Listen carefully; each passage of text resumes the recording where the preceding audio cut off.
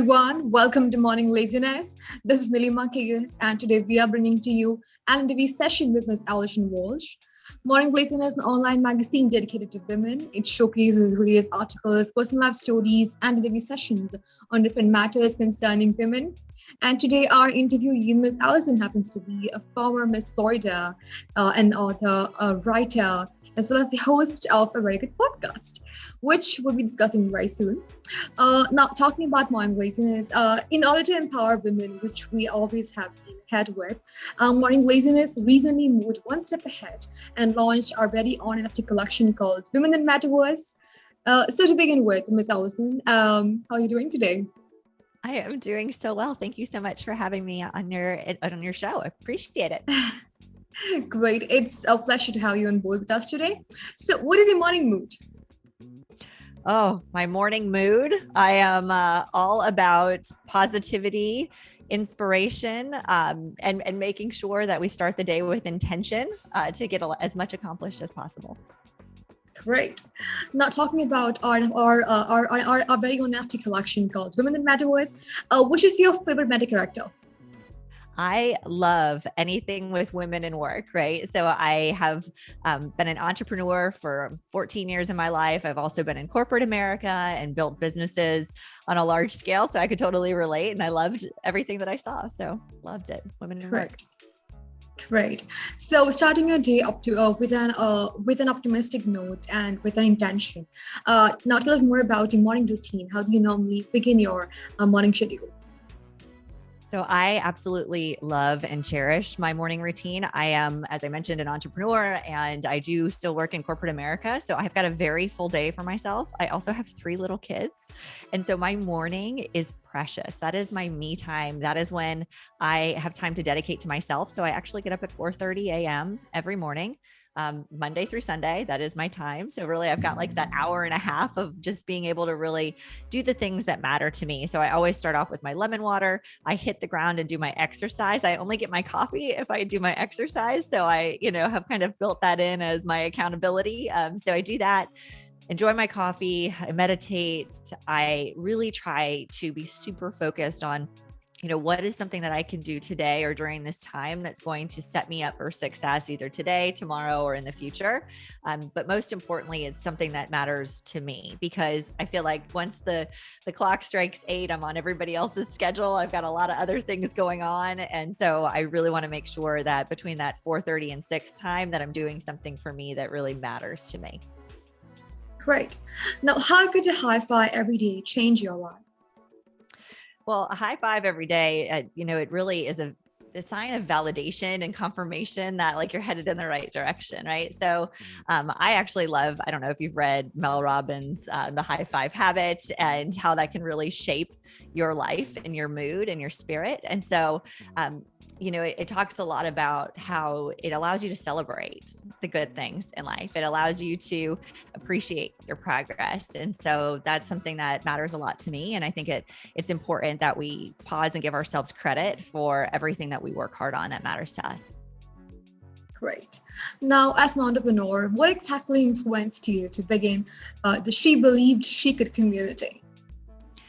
So for me, I was searching for an opportunity to bring women together that would give them tools and resources, motivation, inspiration, a lot of things that I was searching for and trying to find in a lot of different places. I wanted to have in one community. And so I've had a lot of different, experiences and offerings in my business over the last decade plus. It's looked very different. At some points it was only one-on-one coaching. And I realized that I was repeating myself a lot as I was working with clients, and as I was being asked to speak, and as I was being asked to, come in and do guest workshops and things of that nature. I was like, well, why don't I just bring it all together?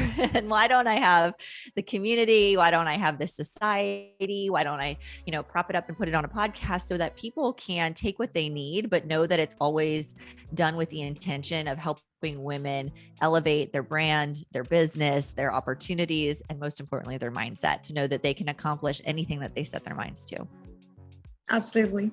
Well, as individuals, we are growing every day, exploring new dimensions of life. And at times, we often ignore to pay attention to the to these small signals that our body tries to convey to us, which might be demanding things like 8 hours of sleep, screen-free time, etc. Now, how important, Miss Allison, do you think it is to find time for the inner work of our body? Oh, you have to, because if you don't make time for your internal wellness, you're going to be making time for illness, because you have to do the things for yourself that you need to. And everybody has a different amount of sleep, right? We take that 8 hours as kind of like the standard, but you can really find out how much sleep you do need. There's all kinds of like online quizzes you can take, but doing the things that you need to do for yourself to protect yourself, right? And, sometimes, I hear a lot of, oh, well, I stayed up too late. Why'd you stay up too late? Well, because I felt like that was the only time I had for myself. Well, how about you go to bed early, get the sleep that you need so that you're refreshed the next day and can build in time for yourself throughout the day. But we have to do the things necessary to preserve our own self. Especially in a world where like hustle culture is like huge, right? And like I'm one that's definitely faced burnout over the course of my years. And it was really because I wasn't taking the time to take care of me. And I was just saying yes to everything instead of putting up some boundaries that allowed me to really prioritize the things that made the most sense at that time in my life, or that, needed to be prioritized. And so I find, especially with women, that it's harder for us to kind of raise our hand and say, no, I need time for myself, or, not this time. Like, thank you for the opportunity, but not right now. We have a hard time sometimes saying no. And so I think that also comes into play when it comes to just taking time for our inner selves, like our bodies, our lives, our priorities, and making sure that you have a wellness routine, right? Like I see often times where people will pick up certain really productive habits, right? Exercising, eating healthy, but it's done in a very limited capacity. And it's not done through the adoption of like, this is a lifestyle. It's more of like, this is a diet, or I'm getting ready for something, or whatever it is. And it's like, no, if you really lay out a routine for yourself that just becomes so ingrained in your day to day, you're going to have much better outcomes, and you're going to have sustainable energy and be able to show up fully with whatever you're focused on. Very true. Now, you have been a podcast host for more than a year. What aspect about being a host do you enjoy the most? I love meeting new guests. I love it. I think it's been such a wonderful network builder. Some of the people that, I've invited on my show, I've ended up then doing collaborations with, and, I'm meeting one for lunch tomorrow. And to me, before I had interviewed on the podcast, it was just a dream contact, right? And now I've been able to build this beautiful network of people that I just respect and admire so much. I also love hearing from my community about what they need and being able to deliver. And so I pay a lot of attention to the data, of course, any comments, if those are the easy ones, right? Like they're right in front of me, but I really try to look at, what do my listeners need? What do they want more of? How can I show up and serve in an authentic way that's meeting them where they are? So it's been a lot of fun for me to be able to do that. And I actually have two shows. My main one is the She Believes She Could one. I have another one called Dear Mind You Matter, where I co-host with Dr. Phillips, and she's just phenomenal. And so just having it's a different feel, right? When you have a co-host, but same goal is, to really make a difference and to open people's eyes up to maybe something they didn't realize before.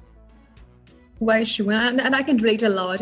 I think we're in a similar line of work, because when you meet people from all lines of work, you get to experience something really new about them, and it's really cool, which I enjoy too.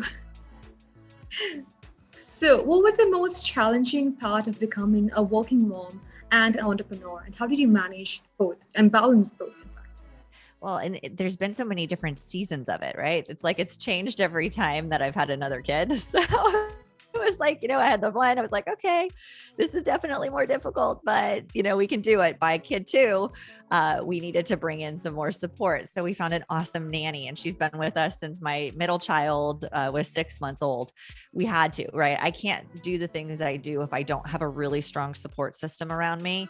And it's not just for my kids, it is for me too, right? Because I don't want to come home at the end of the day and have 9 million other things that I need to do. I want to show up, and I want to be there for my kids, and I want to be present, and I want to pay attention. I don't want to be so exhausted and running errands and doing chores and all of that kind of stuff. I want to just be with them. So thankfully we've had the luxury of doing that. And, asking for help. I think that's another thing that for a long time, I felt like I had to wear the superwoman cape, and I don't, right? Like, if anything, I needed to take that off and stop pretending like I was, because it's okay, right? Like, we're not meant to do this alone. We're meant to, experience life with others. And so as soon as I realized that there were all these wonderful people that could help us, like, that's where I started to figure out how we could make this work. And, when COVID hit, that kind of just put it all on a whole other level, right? It was crazy being home, a mom, an entrepreneur, a corporate executive, and trying to make sure our kids got their schoolwork done every day. So, it's looked a lot different in different seasons of life. But I think the one most important thing is that, ask for help, because you can't expect yourself to be 100% of the time if you don't have support in place to allow you to do that, because you're going to burn out faster. And again, like, you can't show up and do anything well if you're not well inside. So, I had to really realize that it's totally okay. And there's amazing people that want to do that. Absolutely.